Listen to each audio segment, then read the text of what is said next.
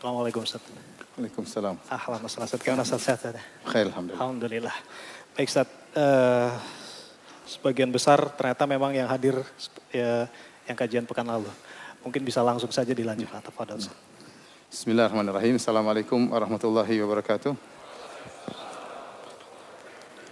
Alhamdulillahi ala ihsanih wa syukru ala taufiqihi wa amtinanih wa asyhadu an la ilaha illallah wahdahu la syarika lahu ta'ziman sya'ni wa asyhadu anna Muhammadan abduhu wa rasuluhu.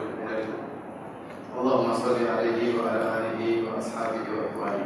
Hadirin dan hadirat, ikhwan dan akhwat yang dirahmati oleh Allah Subhanahu wa taala, alhamdulillah pada kesempatan malam hari ini kita masih diberi karunia oleh Allah Subhanahu wa taala sehingga kita bisa bermajelis di tempat yang sangat mulia ini dalam rangka untuk mendekatkan diri kita kepada Allah Subhanahu wa taala, dalam rangka untuk mengenal keburukan untuk kita jauhi, sebagaimana perkataan seorang penyair, araftu syarra la li syarri walakin li dawaqihi man lam ya'rif syarra min al-ghairi yakhafihi. Aku mengenal keburukan untuk aku jauhi, bukan untuk aku kerjakan. Barang siapa yang hanya mengenal kebaikan dan tidak mengenal keburukan, maka dia akan terjerumus dalam keburukan tersebut. Dan yang akan kita bahas pada malam hari ini adalah keburukan yang sangat berbahaya, yaitu mengenai pemahaman pluralisme atau pluralisme yang pada hakikatnya pemahaman yang sangat-sangat menggoncang akidah umat Islam. Dan tentunya kita sangat bahagia tatkala mengetahui bahwasanya Majelis Ulama Indonesia telah mengeluarkan fatwa yang tegas tentang haramnya pemahaman pluralisme, liberalisme dan yang lainnya. Meskipun saya katakan bahwasanya fatwa tersebut bagi saya kurang kenceng ya, sudah bagus, cuma karena kalau dikatakan haram saja kurang mantap ya. Harusnya pluralisme itu bukan hanya sekedar haram tetapi kekufuran. Ya, karena haram itu bertingkat-tingkat. Ya, kalau dikatakan kekufuran, maka orang masyarakat akan semakin takut untuk mendekatinya ya. Namun alhamdulillah fatwa tersebut sudah keluar dan meskipun dilecehkan atau diejek oleh orang-orang liberal. Hadirin hadirat yang dirahmati oleh Allah Subhanahu wa taala, pada pertemuan lalu kita telah menyampaikan beberapa syubhat yang dilontarkan oleh orang-orang pluralisme yang mereka membangun pemikiran mereka di atas syubhat-syubhat tersebut. Nah, pada malam hari ini kita akan lanjutkan syubhat-syubhat tersebut ya. Ada satu syubhat yang dijadikan juga pegangan oleh mereka dan syubhat ini butuh keseriusan untuk memahaminya. Demikian juga butuh serius lagi untuk mengerti tentang bantahannya. Baru kemudian kita akan sebutkan tentang pendalilan mereka dari Al-Quranul Karim yang seakan-akan mendukung pemikiran mereka. Di antara syubhat mereka yang sangat berbahaya adalah mereka mengatakan Al-Quranul Karim bukanlah firman Allah Subhanahu wa taala. Kenapa? Karena Allah Subhanahu wa taala berbicara tanpa suara dan tanpa huruf. Allah berbicara tanpa suara dan tanpa huruf.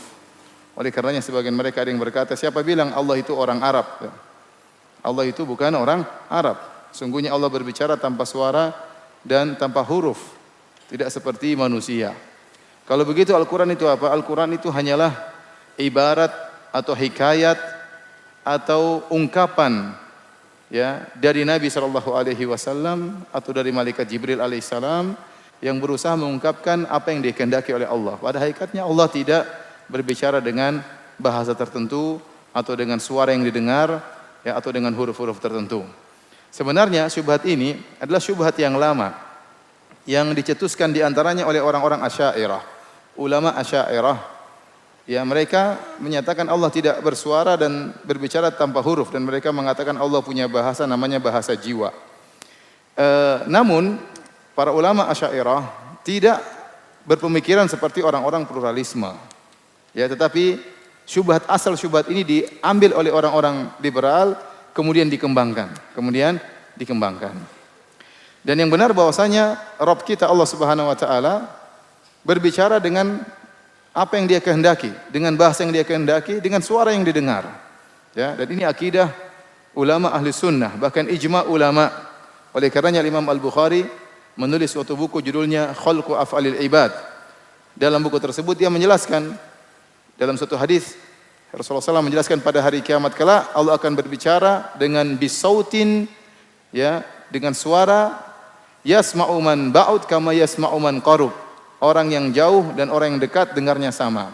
Kemudian Imam Al-Bukhari memberi komentar. Ini dalil bahwasanya Allah memiliki suara tetapi suaranya tidak sama seperti suara makhluk. Dan ini yang berlaku dengan sifat-sifat Allah yang lainnya.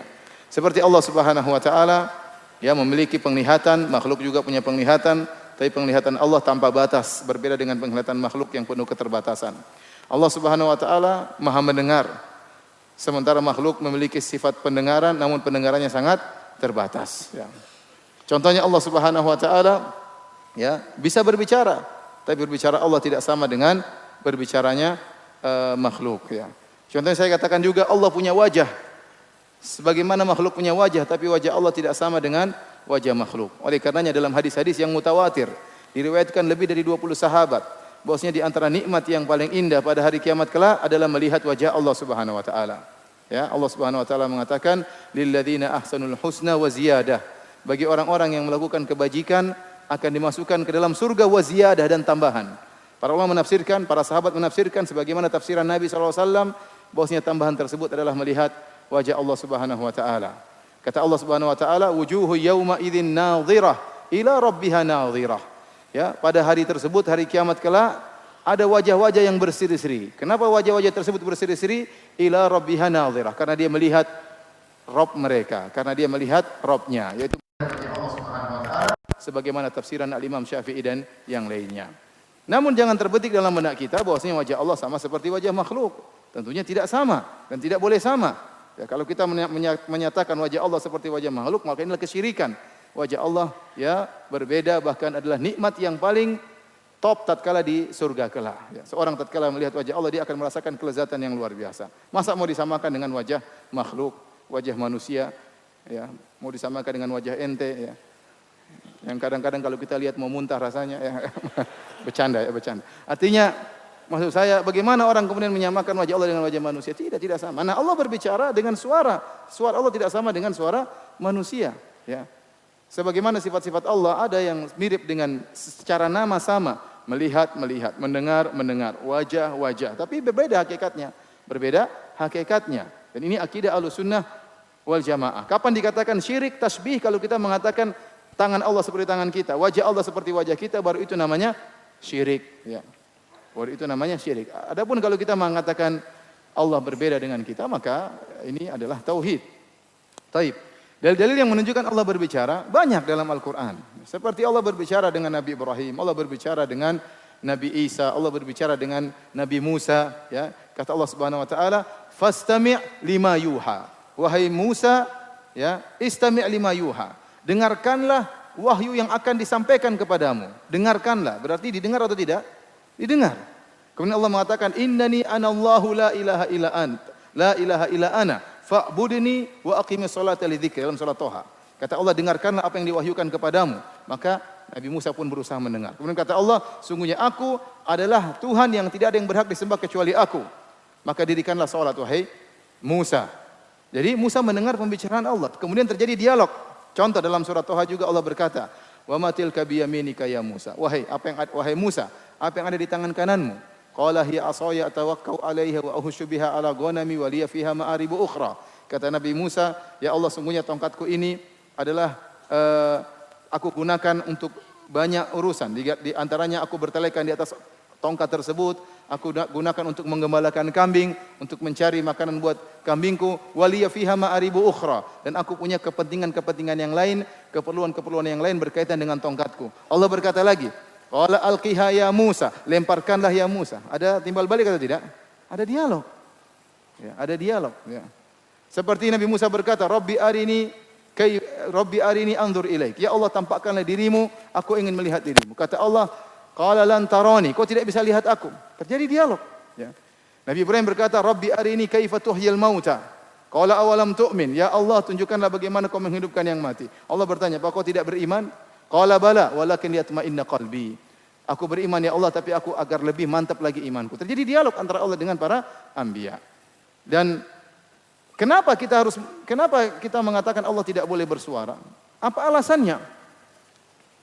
Allah Maha Kuasa Dia berbicara dengan bahasa yang dia kehendaki, dia berbicara dengan siapa yang dia kehendaki, dia berbicara dengan topik apapun yang dia kehendaki. Fa'alul lima yurid. Allah melakukan apa yang dia kehendaki. Kenapa Anda membatasi? Allah tidak boleh bicara, suara tidak boleh ada, tidak boleh pakai huruf. Akhirnya keyakinan ini meyakini Allah tidak punya suara dan tidak boleh ada hurufnya tatkala bicara. Nah, kalau gitu Al-Qur'an ini apa? Ini masalahnya timbul berikutnya. Syubhat itu berkembang menjadi syubhat yang lain. Maka orang-orang liberal menangkap bahwasanya Al-Qur'an itu bukan firman Allah, tetapi terjemahan Nabi Muhammad. Sebagaimana dalam buku yang mereka tulis judulnya Hermeneutika. Nanti akan saya bahas insyaallah. Jadi mereka katakan Muhammad berusaha menyampaikan ide pokok Allah dalam Al-Quran. Dan ini berbahaya. Berarti Al-Quran itu bukan firman Allah. Dan ini menyelisih keyakinan kaum muslimin secara umum. Sejak kita kecil sampai sekarang kita tahu namanya Al-Quran firman Allah atau bukan?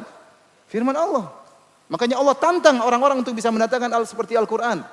Kata Allah Subhanahu wa taala, "Qul la in ijtama'atil insu wal jinnu ala ayyatu bimithli hadzal Qur'an, la ya'tuna bimithlihi walau kana ba'dhum li ba'dhin dhahira."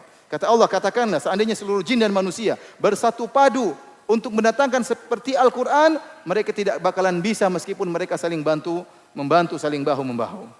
Oleh karenanya Al-Qur'an mukjizat.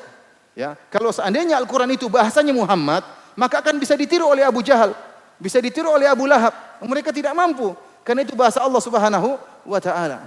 Ya. Dan di antaranya bahwasanya Al-Qur'an itu mudah untuk dihafalkan. Karena Allah yang turunkan, "Inna nahnu nazzalna dzikra wa inna lahu lahafizun." Kami yang turunkan Al-Qur'an dan kami yang akan menjaga Al-Qur'an. Ya. Sampai sekarang kita dapati banyak orang menghafal Al-Qur'an. Anak-anak kecil aja menghafal Al-Qur'an. Ya. Berbeda dengan kitab-kitab suci yang lain yang telah mengalami perubahan. Ya. Tidak ada yang hafal. Tidak ada yang hafal. Al-Qur'an, terakhir saya ketemu ada anak kecil, Masya Allah masih SD, hafal Quran luar biasa ya. Bisa baca dari belakang ya. Saya bilang ayat sekian, ya. Sebelumnya apa? Baca lagi. Sebelumnya apa lagi? Baca lagi. Sebelumnya apa lagi? Dia bisa baca dari belakang ke atas. Saya saja tidak bisa. Ya. Antum bisa coba. Lam yalid walam yulad. Sebelumnya apa? Antum enggak bisa. Antum nurut dulu dari awal. Qul huwallahu ahad, Allahus samad. Oh, Allahus samad.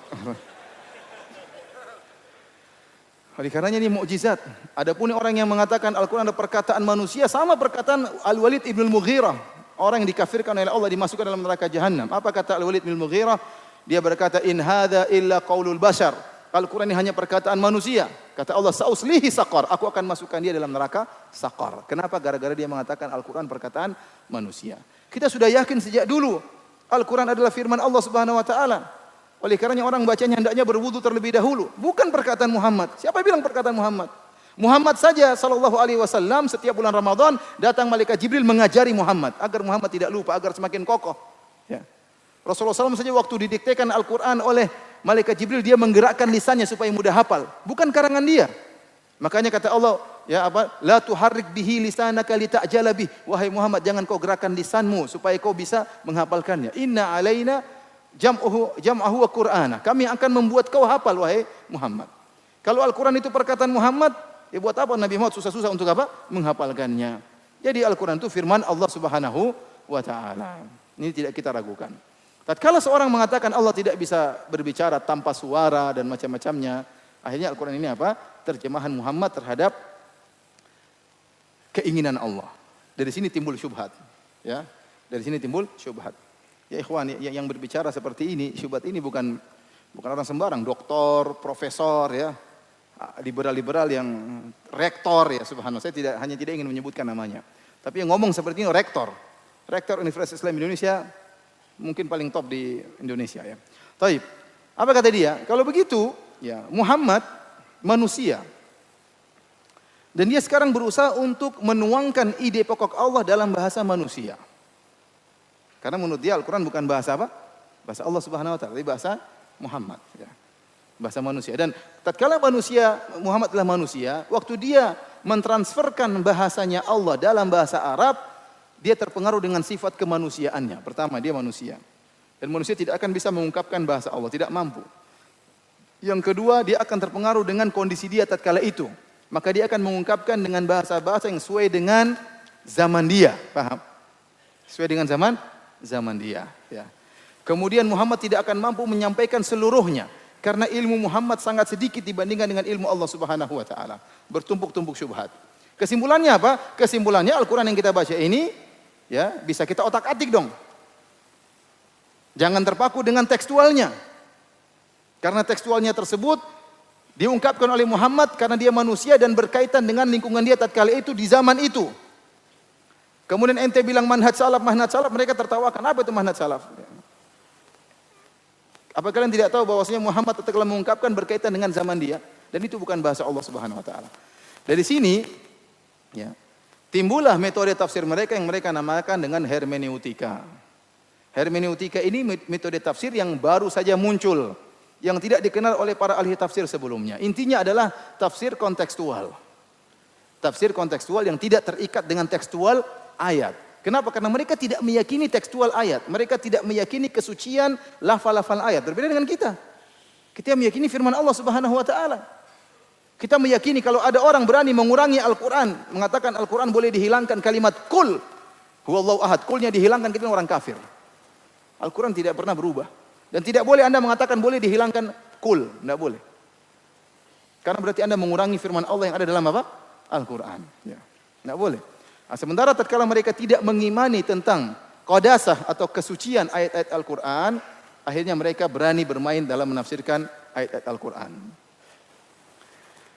Di antaranya Nur Khalis Majid ya, berdalil tentang dia ingin melegalkan metode hermeneutika ini. Dia ingin melegalkan metode hermeneutika ini. Kata beliau ya, bahwasanya orang-orang Islam terdahulu sudah mengenal metode ini. Dari mana wahai Nur Khalis Majid? Kata dia ada, yaitu orang-orang kebatinan. Itu orang-orang sesat, dijadikan dalil. Ya. Nanti dibilang lagi ada orang-orang Ismailiyah, Syiah Ismailiyah, itu juga orang sesat, kenapa dijadikan dalil? Bahkan dia berdalil dengan pendapat Ibnu Sina. Mohon maaf, Ibnu Sina dalam masalah ini juga ada kesalahan. Ya. Dia mengatakan, kata Ibnu Khalis Majid, ada para ahli filsafat mengatakan para anbiya dahulu mereka berdusta. Jadi mereka tatkala bicara tentang neraka, tentang hari kiamat, tentang hari kebangkitan, sebenarnya mereka berdusta. Kenapa? Karena dengan berbicara seperti ini akan membuat orang-orang di zamannya beriman. Kalau para nabi tidak mengatakan adanya hari kiamat, hari kebangkitan, surga, neraka, nanti orang-orang tidak takut. Supaya mereka takut, makanya para nabi berdusta. Sebenarnya tidak ada. Tetapi mereka buat kedustaan ini, katanya dusta demi kebaikan.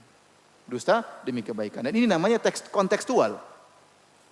Jadi dia berusaha melegalkan tafsir kontekstual ini dengan kesesatan-kesesatan yang ada muncul di umat Islam. Dan ini tidak benar. Adapun ulama Islam, Imam Syafi'i, Imam Malik, Imam Ahmad, tidak ada yang seperti ini ya. Ya, tidak ada yang seperti ini. Oleh karenanya para hadirin dan hadirat yang dirahmati Allah Subhanahu wa taala, akhirnya mereka punya metode tafsir yang namanya hermeneutika dan tidak punya kaedah. Makanya kalau antum berbicara sama orang liberal, datangkan wahai orang liberal, kaedah dalam bidang apapun. Ente punya kaedah dalam ilmu tafsir, datangkan. Mana? Kaedah liberal kayak apa sih? Kita pengen tahu. Mereka kritiki kaedah-kaedah ahli ilmu tafsir. Mereka kritiki kaedah-kaedah usul fikih. Coba kaedah ente bagaimana? Mereka tidak punya kaedah karena mereka bebas berfikir. Ente boleh bikin kaedah, si A boleh bikin kaedah, si B boleh bikin kaedah, jadi agama ini ngawur. Semua orang bisa berbicara dengan seenaknya.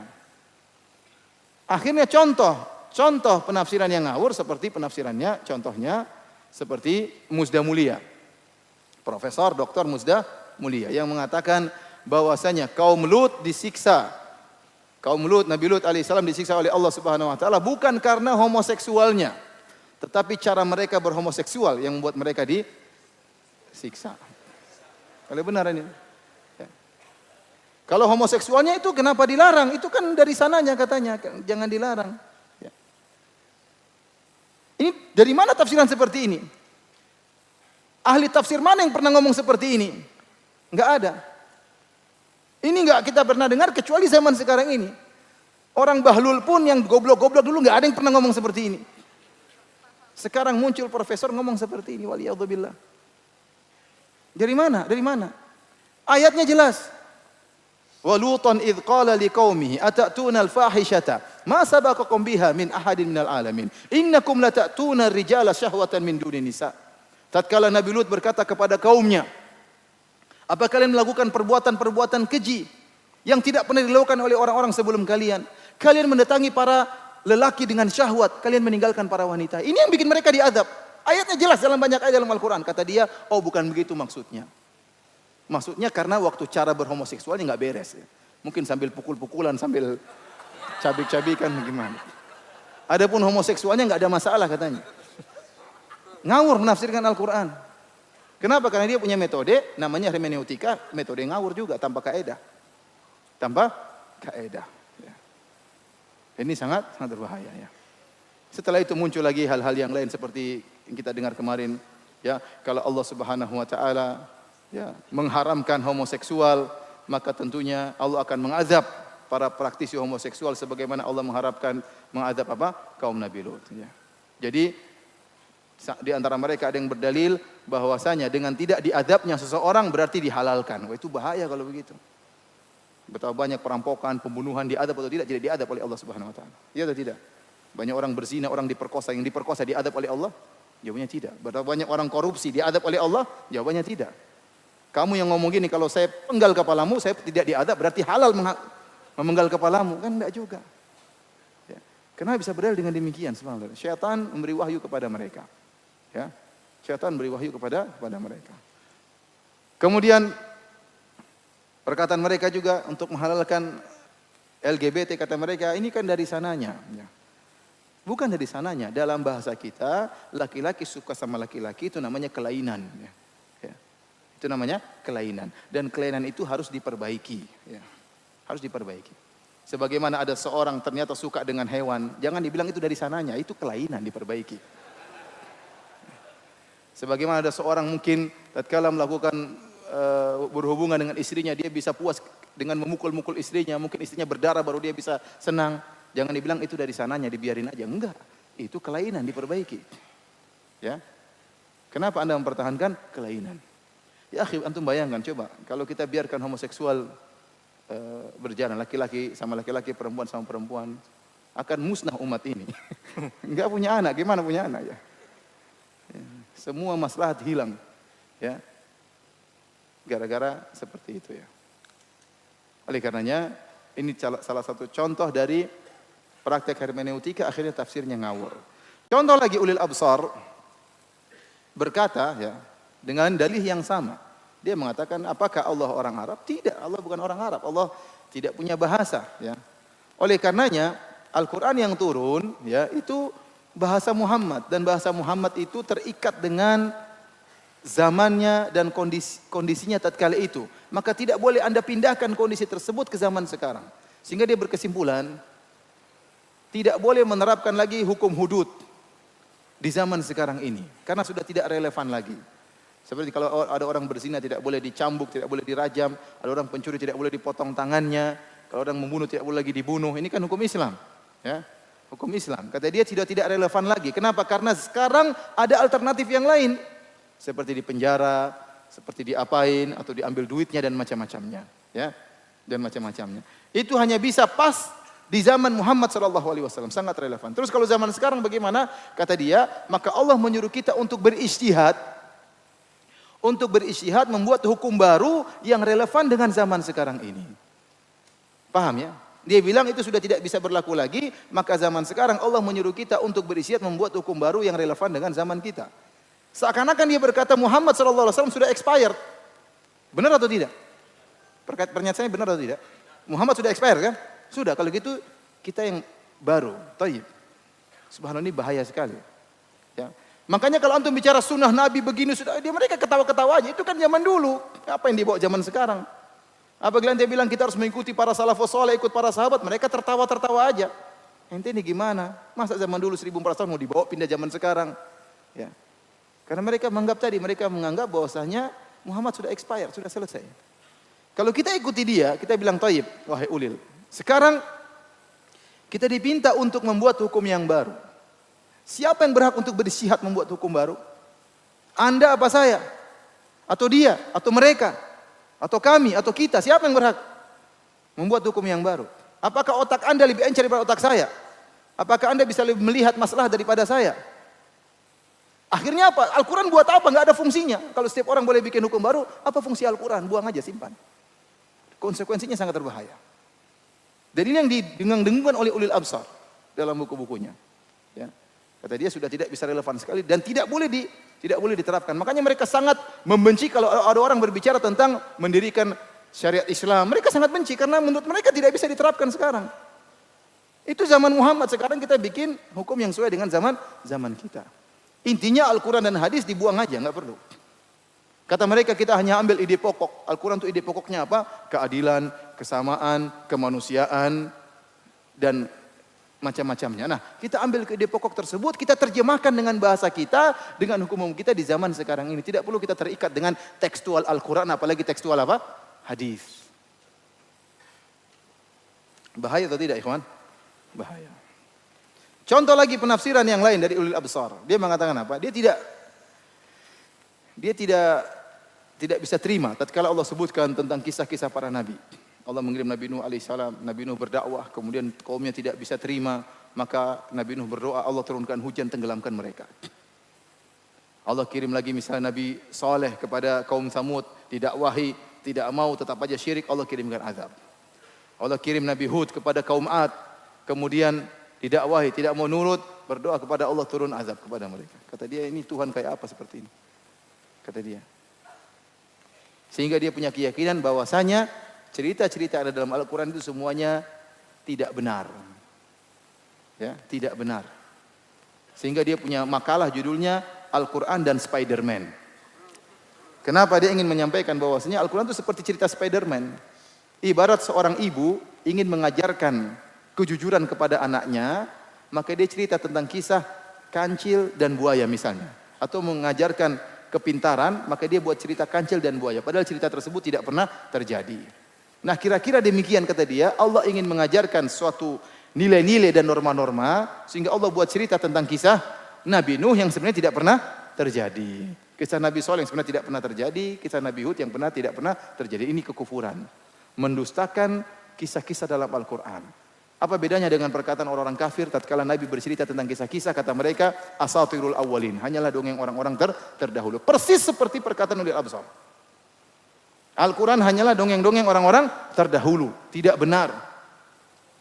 Ini sangat berbahaya. Kenapa? Karena dia punya syubhat bahwasanya Al-Quran itu bukan firman Allah Subhanahu wa taala. Itu hanya ungkapan Muhammad terhadap ide pokok Allah Subhanahu wa taala.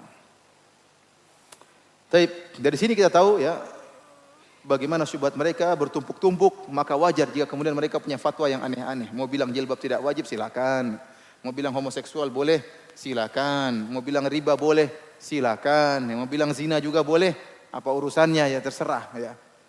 Mau bilang perempuan juga boleh menjatuhkan cerai, silakan. Laki-laki juga harus punya masa iddah, silakan ya. Mau nikah laki-laki laki-laki perempuan muslimah dengan lelaki kafir, silakan, bebas. Silakan berbicara seenaknya. Kenapa? Karena Al-Quran tekstualnya itu tidak boleh kita ambil secara tekstual, tapi kita harus ambil secara kontekstual. Intinya Al-Quran dan hadis buang saja, nggak ada faedahnya kalau itu. Apa faedahnya? Sehingga mereka benar-benar menghabisi Imam Syafi'i, mengkritik Imam Syafi'i. Kenapa Imam Syafi'i bikin kaidah seperti ini, seperti anu, ya? Dalam kitab mereka fikih lintas agama, ya, mencela Al-Imam Syafi'i rahimahullahu taala. Baik, hadirin dan hadirat yang dirahmati Allah Subhanahu wa taala, itu syubhat terakhir yang mungkin bisa saya sampaikan pada kesempatan kali ini. Selanjutnya saya akan menyampaikan beberapa contoh mereka berusaha melegalkan pemikiran mereka dengan berdalil dengan ayat-ayat Al-Quran. Tetapi ingat, mereka punya kaedah dalam berdalil dengan Al-Quran. Kaedahnya itu hanya mengambil sepotong dan membiarkan yang lain. Seperti seorang berdalil tentang haramnya salat. Ya. Apa dalilnya? Fawailul lil musallin. Celaka orang-orang yang salat. Iya, salat itu haram, celaka ente salat. Dia tidak lanjutkan alladzina hum an salatihim sahun, yaitu orang-orang yang lalai dalam salatnya. Jadi fawailul musallin titik, celaka orang yang salat. Itulah ciri-ciri dari pendalilan mereka. Sebagai contoh, mereka berdalil bahwasanya semua agama sama. Semua agama sama. Dalilnya kita bebas untuk memilih agama. Allah tidak larang. Karena manusia memiliki banyak privasi. Dan di antara privasi yang paling privasi adalah memilih keyakinan. Dan Allah membuka peluang lebar, silakan. Mau kafir, mau mukmin tidak jadi masalah bagi Allah Subhanahu wa taala. Dalilnya apa? Ya, dalam surat Al-Kahfi, wa qulil haqqu mir rabbikum. Faman syaa'a falyu'min wa man syaa'a falyakfur. Titik. Katakanlah kebenaran dari Rabb kalian. Barang siapa hendak beriman silakan, barang siapa hendak kufur silakan. Dia tidak lanjutkan. Ayat selanjutnya, inna a'tadna lidzalimina naran ahata bihim suradiquha. Kami siapkan neraka jahanam bagi orang-orang yang apa? Yang zalim. Ayatnya tidak dilanjutkan. Seperti itu metode mereka. Ya. Contoh mereka berdalil, ya. Kisah Nabi Nabi Sulaiman. Ya. Kata mereka, lihat Sulaiman menyebarkan rahmat. Waktu nulis surat kepada Ratu Balqis, innahu min Sulaiman wa innahu bismillahirrahmanirrahim. Sungguhnya dari Sulaiman dengan nama Allah yang Maha Pengasih lagi Maha Penyayang. Lihat Sulaiman menyebarkan rahmat. Titik. Padahal lanjutannya apa? Apa isi dari surat Nabi Sulaiman? Innahu min Sulaiman innahu bismillahirrahmanirrahim alla ta'lu alayya wa'tuni muslimin. Jangan sombong, datang masuk Islam, kata Nabi. Ada paksaan atau tidak? Nabi Sulaiman ternyata dalam suratnya mengatakan, jangan kalian sombong, datanglah kepadaku, serahkan diri masuk Islam. Bahkan Nabi Sulaiman dalam ayat selanjutnya mengancam, kalau kalian tidak masuk Islam, saya akan serang. Itu tidak dibaca sama mereka, yang dibaca cuma bismillahirrahmanirrahim, kemudian apa? Titik. Itu cara metode penafsiran mereka. Ya. Contoh seperti mereka berdalil juga apa namanya? Fa'budu ma syi'tum. Sama. Sembahlah apa yang kalian kehendaki. Fa'budu ma syi'tum. Allah berbilang mengatakan demikian. Taib, lanjutkan ayatnya. Qul innal khasirina alladhina khasiru anfusahum wa ahlihim yaumal qiyamah. Ala dzalika huwal khusranul mubin. Lahum dhulalun minan nari, lahum min fawqihim dhulalun minan nari wa min tahtihim dhulal. Kata Allah, sembahlah apa yang kalian sukai, namun ingat sungguhnya orang yang merugi adalah orang yang sangat merugikan anak-anak mereka dan istri mereka pada hari kiamat. Dan itu kerugian yang sangat nyata. Mereka akan mendapatkan tumpukan-tumpukan api neraka yang bertubi-tubi dari atas mereka, dari bawah mereka. Itu mereka lupakan. Contoh seperti mereka berdalil dengan firman Allah Subhanahu wa taala dalam surat Hud, kata Allah Subhanahu wa taala, "Wala yazaluna mukhtalifina illa man rahima rabbuk." Walidzalika khalaqahum.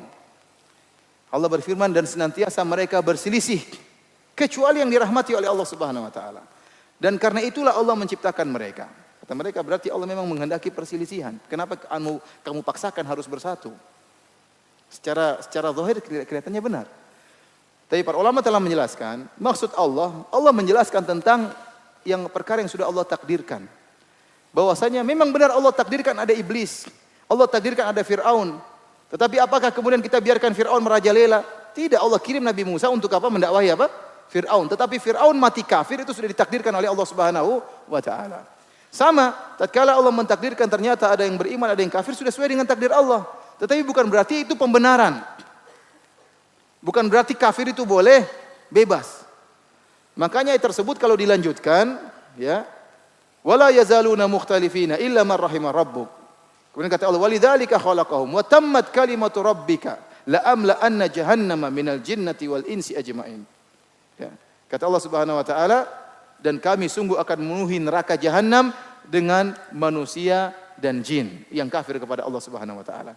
Jadi Allah menjelaskan bahwasanya, wahai Muhammad, kekufuran dan keimanan itu sudah ada dan akan terus ada. Tetapi ingat, yang kafir di neraka. Bukan berarti waktu Allah mengatakan ada kekufuran, ada keimanan, berarti bebas kafir. Enggak. Paham ya? Bukan demikian. Jadi mereka selalu berdalil di awal ayat atau sepenggal daripada ayat, meninggalkan kelanjutannya. Ya. Sama seperti mereka berdalil dengan firman Allah, lakum dinukum waliyadin. Ya. Kan bebas lakum dinukum waliyadin. Gimana bebas? Di awal ayat kata Nabi, qul ya ayyuhal kafirun, wahai orang-orang kafir. Celaan atau bukan? Celaan. Jangan lihat terakhir ayatnya saja. Awalnya kayak apa? Qul ya ayyuhal kafirun, katakanlah wahai orang-orang kafir. La a'budu ma ta'budun, aku tidak akan menyembah apa yang kalian sembah. Ini kan menunjukkan Nabi berlepas diri dari mereka. Kalau mereka yang lihat, akum dinukum waliyadin, bebas-bebas saja. Bebas-bebas saja gimana? Dan demikianlah kira-kira metode pendalilan mereka. Metodenya apa? Fawailul lil musallin. Celaka orang-orang yang salat, titik. Itu metode mereka. Ya. Itulah metode mereka. Ya, jadi dan banyak ayat-ayat yang lain mereka jadikan dalil, tapi rata-rata seperti itu. Dan mereka berani berbohong. Saya sudah baca bukunya dan saya tidak malu-malu sebutkan namanya. Abdul Muhsin Ghazali dalam risalah disertasinya penuh dengan kedustaan. Menggambarkan seakan-akan Ibnu Katsir berpemahaman seperti dia. Menggambarkan seakan-akan Muhammad Rashid Ridho berpemahaman seperti dia. Mana ada ahli tafsir berpemahaman seluruh agama masuk surga? Dari mana? Mau jungkir balik kita baca buku tafsir nggak ada. Dari dulu sampai sekarang. Namun melakukan kelicikan, kedustaan, kebohongan sehingga orang awam yang baca tidak ngerti, tidak bisa ngecek langsung literatur asli, akhirnya menyangka bahwasanya Ibnu Katsir punya pemahaman liberal. Subhanallah, dari mana? Bagaimana Ibnu Katsir bisa pemahaman apa? Liberal. Bagaimana Muhammad Rashid Ridho bisa pemahaman liberal? Dan saya cek langsung mereka bohong. Mereka nukil perkataan Ibnu Katsir sepenggal, kemudian ditinggalkan yang lainnya. Mereka menukil perkataan Razi sepenggal, kemudian ditinggalkan yang lainnya. Mereka menukil perkataan Muhammad Rashid Ridho sepenggal, kemudian ditinggalkan yang lainnya. Sehingga membuat opini seakan-akan para ahli tafsir tersebut berpemahaman seperti mereka. Padahal tidak ada ulama seorang pun yang pernah berpemahaman seperti pemahaman liberal. Taib. Hadirin dan hadirat yang dirahmati Allah Subhanahu wa taala, saya rasa itu saja yang bisa saya sampaikan ya tentang syubhat mereka. Semoga kita terjauhkan dari pemikiran mereka dan semoga Allah menjaga umat ini dari kerusakan pemahaman liberal yang pemahaman mereka merusak akidah dan juga merusak moral ya. Kita bayangkan moral bangsa bagaimana tidak rusak, jilbab tidak apa-apa, tidak usah dipakai, silakan berhomoseksual, gimana kira-kira umat ini ya? Umat ini akan rusak dan hancur, hidup seperti hewan, seperti binatang, dan itu yang mereka sukai. Mereka ingin kebebasan, mereka ingin apa? Tidak boleh terikat dengan ikatan apapun. Ya, dengan mendengung-dengungkan bahwasanya inilah humanisme, inilah kebebasan, inilah macam-macam lah. Tapi itu semua adalah perkataan-perkataan yang manis, tapi isinya adalah merusak umat Islam. Ya, baik akidah mereka maupun moral mereka. Wallahu taala alam bisawab. Masyaallah. Jazakallahu khairan Ustaz. Ustaz, sebelum kita berikan pertanyaan kepada audiens Ustaz ya. Ini ada hal menarik bahwa rata-rata mereka itu kan mengatakan bahwa semua agama itu sama-sama mengajarkan kebaikan. Jadi mau dia orang Nasoro atau agamanya apa, selama mereka anggap itu baik ya punya chance juga yang sama dengan untuk masuk surga. Nah, ini berhubungan sama kondisi sekarang Ustaz, yang akhirnya sebagian umat Islam itu secara tidak sadar terbawa opini itu untuk memilih pemimpin yang beda agama, kafir, bukan orang Islam. Sampai sebagian orang saudara kita geram mencap mereka itu sebagai munafik yang nggak boleh disolatkan segala macam gitu ya. Ini kondisi yang ada sekarang. Nah ini kan ada peran dari mindset atau ajaran liberal itu Ustaz ya. Sehingga mereka mau memilih orang kafir untuk jadi pemimpin. Nah ini seperti apa Ustaz? Hadirin dan hadirat yang dirahmati oleh Allah Subhanahu wa taala, saya katakan orang-orang liberal, mereka meskipun mengaku liberal tapi mereka tidak konsisten dengan liberal mereka. Sering mereka memaksakan pendapat, ya atau tidak? Sering mereka memaksakan pendapat. Orang-orang yang sesat mereka bela, Ahmadiyah mereka bela, Syiah mereka bela, waktunya Wahabi mereka habisi Wahabi. Jadi mereka tidak konsisten. Harusnya kan silakan berpendapat. Mau berpemahaman Wahabi, mau berpemahaman Salafi, mau berpemahaman yang lainnya, Ahmadiyah, mau Syiah, harusnya bebas. Tapi kenapa mereka ternyata tidak konsisten dengan liberal mereka? Ini menunjukkan mereka tidak konsisten dengan penamaan mereka liberal. Ya, demikian juga, jadi mereka toleransi dalam semua hal kecuali kepada ahlu sunnah wal jamaah. Ya. Yang lain tidak jadi masalah kecuali ahlu sunnah, dihabisi terus. Kemudian di antara bentuk tidak konsisten mereka, seharusnya umat Islam kan bebas untuk memilih apa? Pemimpin yang Islam. Itu kan kebebasan kita. Kenapa Anda harus mengkritik? Ya. Kenapa Anda harus mengkritik? Biarkan umat Islam membela dengan apa? Memilih dengan apa yang mereka sukai. Kalau saya ingin memilih pemimpin Islam, kenapa dilarang? Ya. Kenapa harus dicela? Dan yang lainnya. Kalau saya ingin memilih karena melihat agamanya, itu hak saya. Itu hak saya. Dan ingat bahwasanya pemimpin yang kita harapkan bukan hanya pemimpin yang bisa menjamin dunia kita atau bisa mengayomi dunia kita, tapi kita ingin pemimpin juga yang bisa mengayomi agama kita. Sebagian umat Islam hanya melihat dari yang penting bahwasanya pemimpin yang penting dia baik, dia jujur, dia adil, maka saya pilih ini aja. Tidak, pemimpin itu harus dilihat dari dua sisi. Dari pengayoman terhadap masalah dunia dan juga pengayoman terhadap masalah apa? Masalah agama. Yang bisa ya mengayomi agama kita. Jadi kalau kita melihat dari ini ya tentunya kita harus memilih pemimpin yang apa? Yang muslim. Namun demikian juga tidak boleh kita berlebih-lebihan tatkala ada sebagian saudara kita mungkin kena syubhat, kemudian mengatakan saya ingin memilih pemimpin yang non muslim misalnya, pemimpin kafir, kemudian akhirnya kita katakan dia munafik ya. Ini juga tidak benar ya. Ya, karena munafik ada dua maksudnya. Kalau maksudnya nifak amali, nifak perbuatan, maka ini tidak mengeluarkan seorang dari Islam. Tapi kalau kita maksudnya munafik, munafik keyakinan, seperti munafik di zaman Nabi Muhammad SAW, maka itu orang itu berarti kafir. Sehingga orang itu kalau sudah dicap munafik, kafir, tidak boleh disolatkan. Kelanjutan dari cap seperti ini. Kita katakan orang itu salah, dia melakukan maksiat, tetapi dia tidak sampai pada derajat apa? Derajat kekufuran. Ya, kita boleh semangat tapi semangat ada aturannya. Ya. Kita boleh jengkel tapi kejengkelan itu ada aturannya. Jangan sampai akhirnya kita jengkel, kita vonis saudara kita yang mungkin memilih mimpin non muslim dengan vonis apa? Kafir atau munafik. Tidak boleh. Karena perbuatan yang mereka lakukan tidak sampai pada derajat kekufuran meskipun mereka bermaksiat kepada Allah Subhanahu wa taala. Masya Allah, Ustaz. Jadi sebenarnya kita tidak boleh memonis mereka munafik, Ustaz ya. Ustaz, nih banyak nih subat-subat mereka yang muncul nih kayak semacam mereka mendikte kekuasaan Tuhan gitu ya. Allah kan menciptakan yang maha kuat gitu ya. Sampai subhatnya mereka nih ada paradoks gini. Kalau Tuhan maha kuat dan maha kuasa, bisa nggak sih Tuhan menciptakan batu yang sangat berat sehingga Tuhan tidak bisa mengangkatnya? Terus apa lagi? Terus banyak. Jadi orang-orang liberal, ya bayangkan dia bilang kalau Tuhan maha kuat, dia ragu tentang Tuhan itu apa maha kuat. Dia ragu kalau Tuhan maha esa, maka dia buat pertanyaan yang buat orang ragu tentang Tuhan. Jadi orang ini mereka saya katakan orang liberal munafik ya. Orang liberal itu apa? Munafik. Ya. Sebagian tulisan mereka mengatakan menurut Tuhan, itu pun kalau ada Tuhan, sampai seperti itu ada pernyataan mereka. Itu pun kalau ada Tuhan, subhanallah. Ya. Jadi sebenarnya mereka ragu tentang adanya Tuhan. Kalaupun mereka yakin adanya Tuhan, mereka ragu dengan Al-Quran. Ya. Atau mereka tidak menerima syariat apa? Islam. Sebenarnya, batin mereka menolak. Makanya mereka menuntut adanya hal-hal yang baru dalam hukum. Dan mereka tidak mau menerima syariat Islam. Pertanyaan mereka ini, ya, ingin mengkritik firman Allah, innallaha ala kulli syai'in qadir. Sungguhnya Allah Maha Kuasa atas segala sesuatu.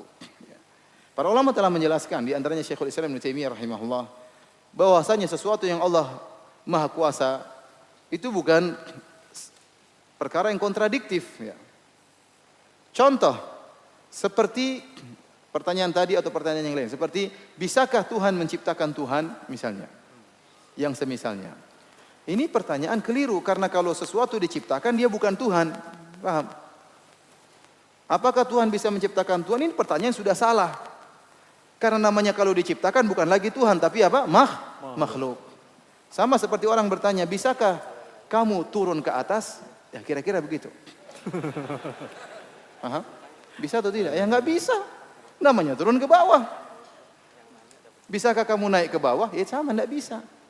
Ya. Kamu bilang bisakah Tuhan menciptakan Tuhan? Lah, Tuhan kok diciptakan? Ini salah pertanyaan sejak awal, sudah salah. Bisakah Tuhan menciptakan batu? Yang nggak bisa, nggak ada. Allahu Akbar, Allah Maha Besar. Gimana Allah menciptakan sesuatu yang lebih besar daripada Allah? Allah Maha Besar. Kalau Allah menciptakan sesuatu yang lebih besar, itu bukan Allah lagi, karena Allah sifatnya diantaranya Allahu Akbar. Jadi pertanyaan sejak awal sudah salah. Kalau pertanyaan salah, gimana mau jawabnya? Baik, pertanyaan berikutnya, ada yang bertanya? Baik, Dimas mungkin bisa tutup ke Brothers dulu ya, silakan. Oke, Brothers dulu, kita ambil pertanyaan paling antusias, nunjuk paling pertama, boleh dibantu mic-nya. Oke, terima kasih, silakan. Nama dan tinggal. Namanya dengan siapa?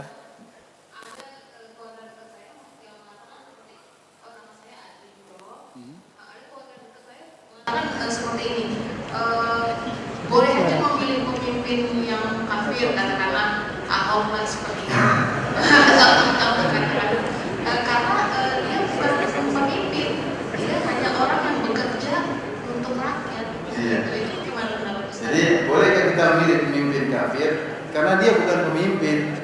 Karena dia hanya bekerja untuk rakyat sebagai pemimpin. Itu bantahannya. Dia bilang, nggak apa-apa kita pilih karena dia bukan pemimpin. Yang dilarang kalau memilih pemimpin kafir. Sementara dia bukan pemimpin, dia hanya bekerja untuk apa? Rakyat. Kerjanya sebagai apa? Pemimpin.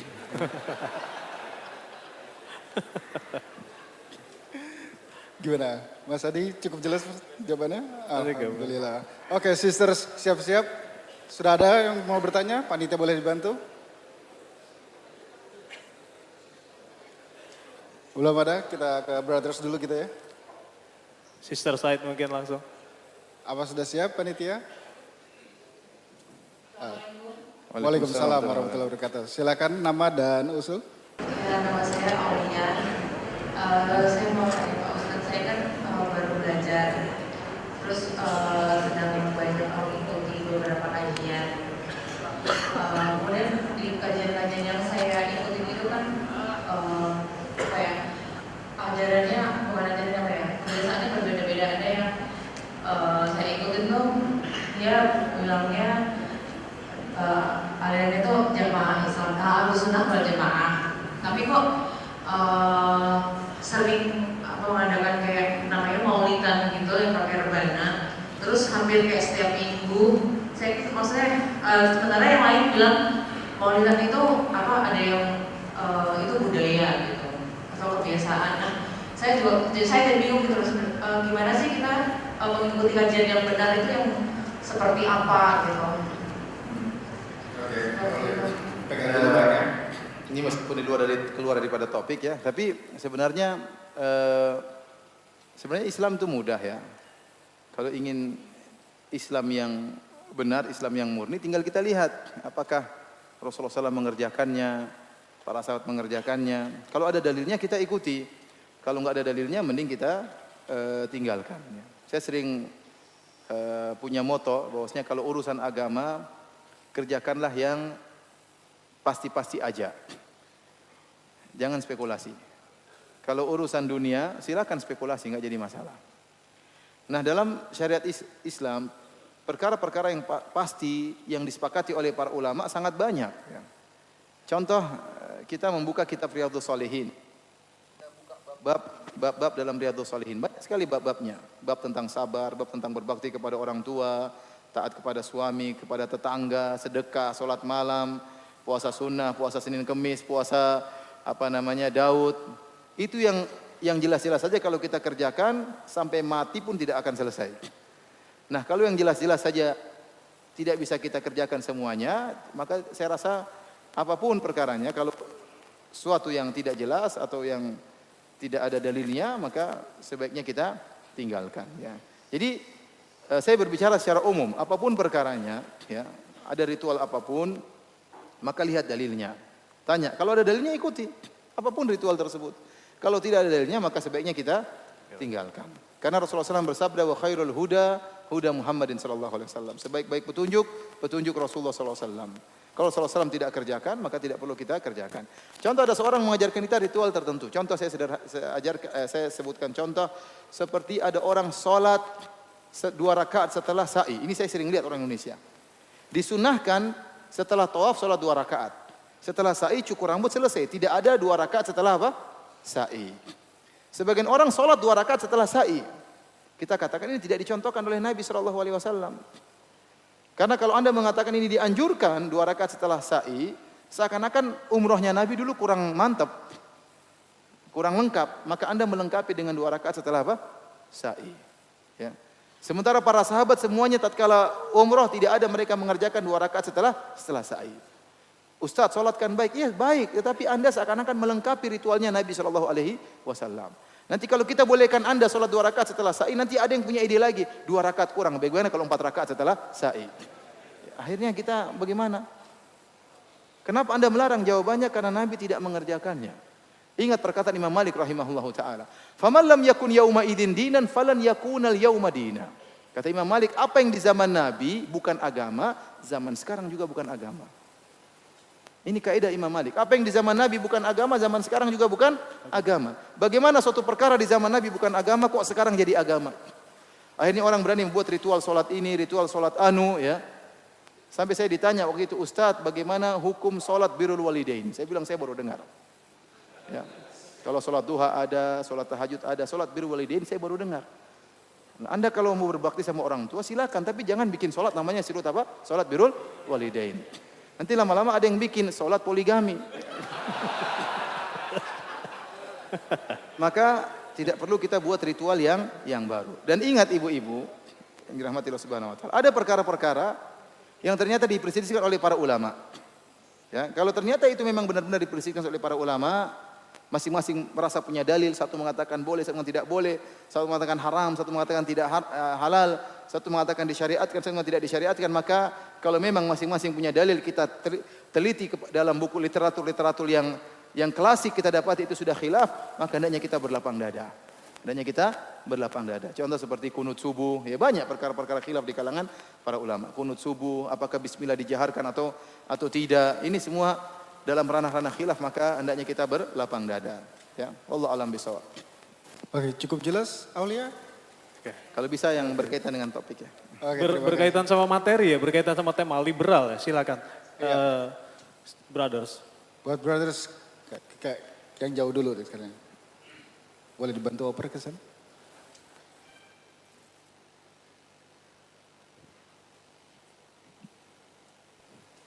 Silakan sebutkan nama dan asal.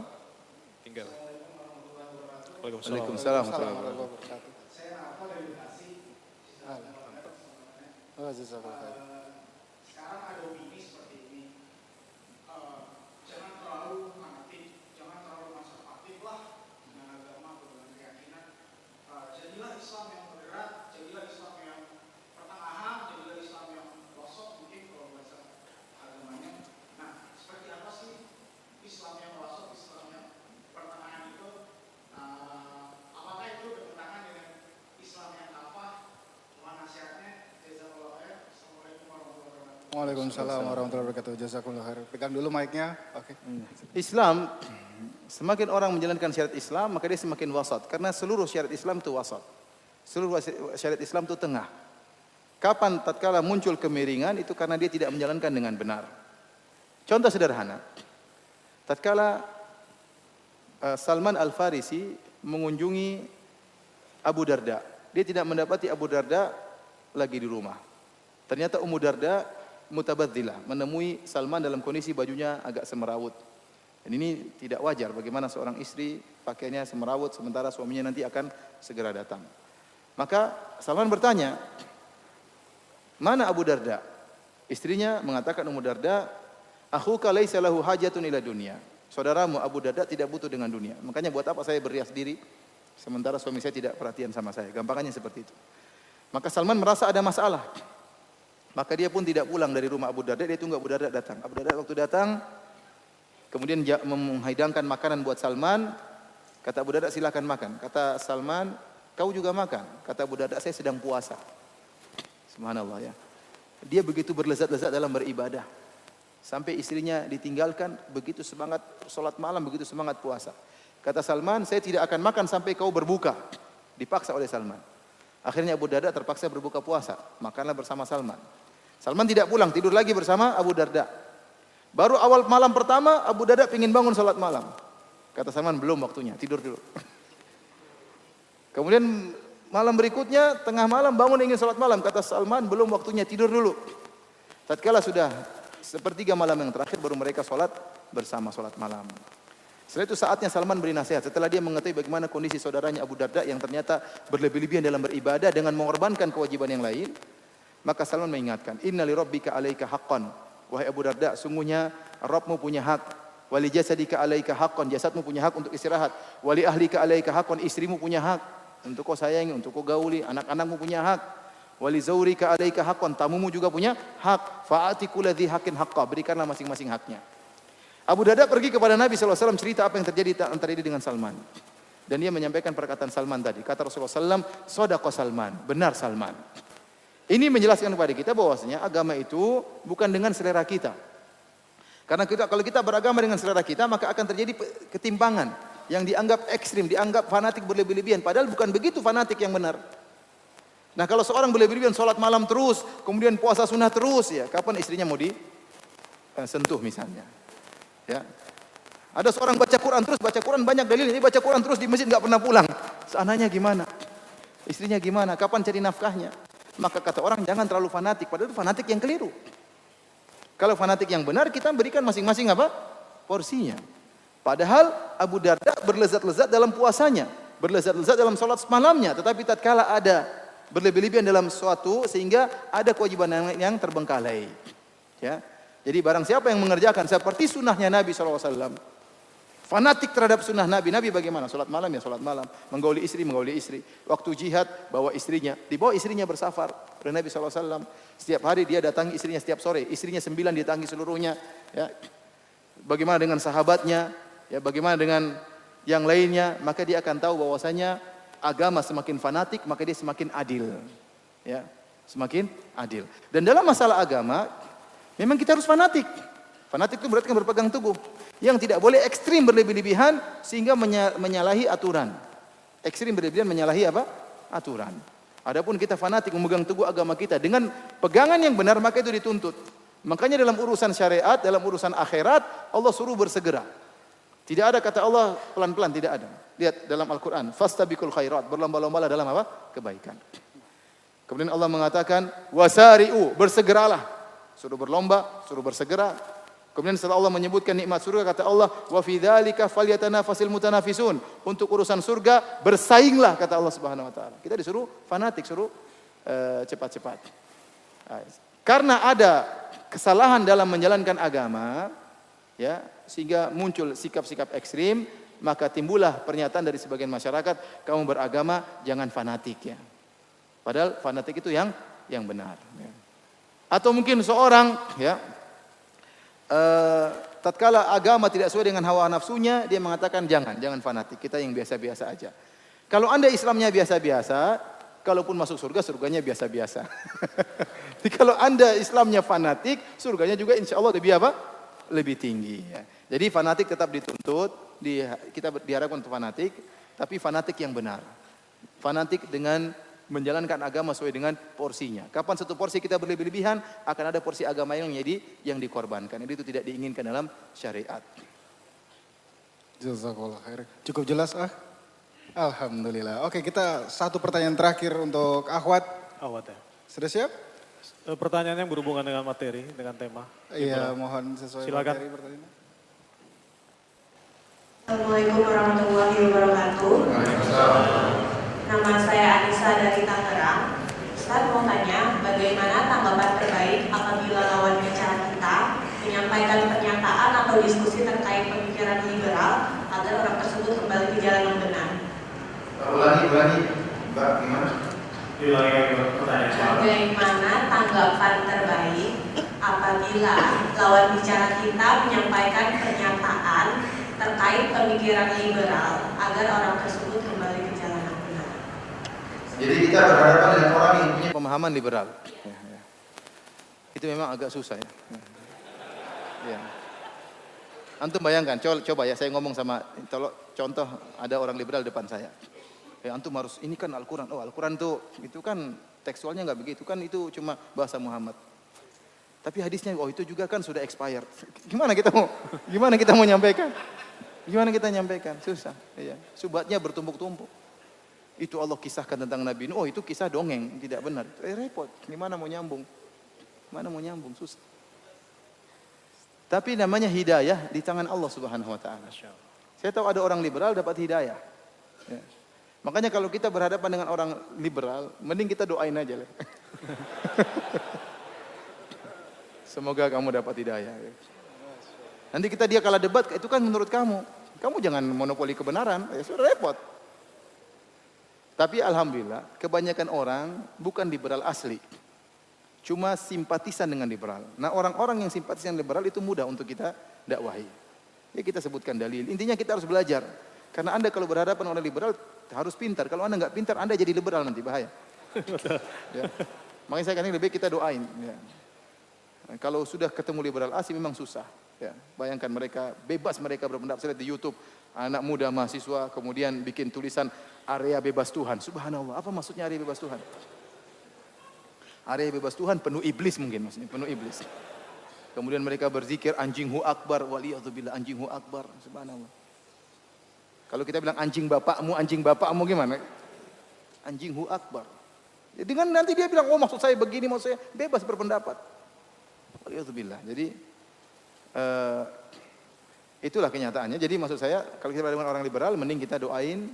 Kalau kita tahu dia liberalnya mendalam, mending kita jauhin. Buang-buang waktu. Ya. Cari teman yang baik. Kalau enggak kita kena syubhat, bahaya. Dan syubhat itu menyambar-nyambar.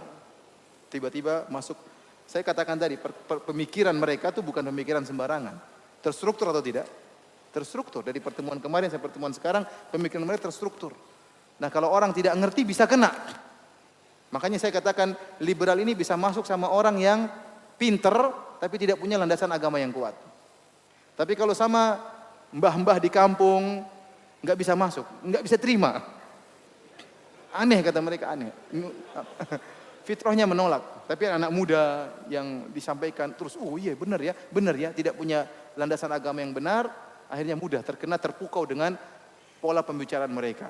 Ya. Karena syubhat mereka itu teratur, ya teratur, terstruktur. Nah, baik, mungkin itu pertanyaan terakhir dan tolong stay dulu karena kepada Ustadz mungkin memberikan nasihat secara umum terakhir sebelum kita tutup kajiannya. Nasihat saya bagi diri saya pribadi dan juga bagi ikhwan dan akhwat yang dirahmati oleh Allah Subhanahu wa taala, ya. Kita tidak ragukan bahwasanya kita hidup di zaman fitnah. Fitnah pemikiran, fitnah syahwat, fitnah syubhat. Syubhat bukan punya orang-orang liberal saja. Syiah juga punya syubhat yang begitu banyak, ya. Dan aliran-aliran lain pemikiran-pemikiran yang sesat juga punya syubhat-syubhat yang banyak. Dan tidak ada hal yang paling membuat kita selamat kecuali kita belajar agama dan menyibukkan diri beribadah kepada Allah Subhanahu wa taala. Kata Rasulullah sallallahu alaihi wasallam, "Al-ibadatu fil harji kal hijrati ilayya." Beribadah di zaman fitnah seperti berhijrah kepadaku. Kenapa kata para ulama? Karena tatkala zaman fitnah, kebanyakan orang ingin nimbrung, ingin tahu, sehingga dia lupa bahwasanya hari ini dia belum baca Quran. Sehingga dia lupa hari ini dia tidak sholat duha. Ya, saya katakan informasi tidak bisa kita bendung, informasi akan masuk. Tapi ingat, jangan terlalu kita sibuk dengan informasi sehingga kita lupa untuk baca Quran, ya, untuk ikut pengajian, ya, untuk sholat malam, untuk sholat duha, untuk mendoakan kedua orang tua. Dan itulah yang akan tersisa bagi kita. Kalau kita ikuti seluruh informasi, ya ingat, hard disk kita terbatas. Ya. Akhirnya dipenuhi oleh informasi yang tidak bermanfaat. Sehingga tatkala mau dimasuki Quran tidak bisa masuk, susah. Mau dimasuki ilmu agama susah. Kenapa? Sudah terpenuhi dengan hal-hal yang tidak bermanfaat. Maka saya ingatkan diri saya dan juga kepada hadirin hadirat, terutama anak muda yang ingin tahu segalanya, kita ingin tahu ini, ingin tahu itu, jangan lupa untuk sisihkan waktu untuk beribadah kepada Allah Subhanahu wa taala. Itu akan kita bawa di akhirat kelak. Bahwasanya Al-Qur'an akan membela pembacanya pada hari kiamat kelak, ya. Dan kita sangat butuh di hari akhirat kelak, yaitu istilah kita hakim-hakim pembela. Kalau kita pernah bersedekah, kita baca Quran, kita sholat malam, maka amalan-amalan tersebut akan datang membela kita pada hari kiamat kelak. Demikian, wallahu taala alam bisawab. Syukran Ustaz, jazakallahu khair atas segala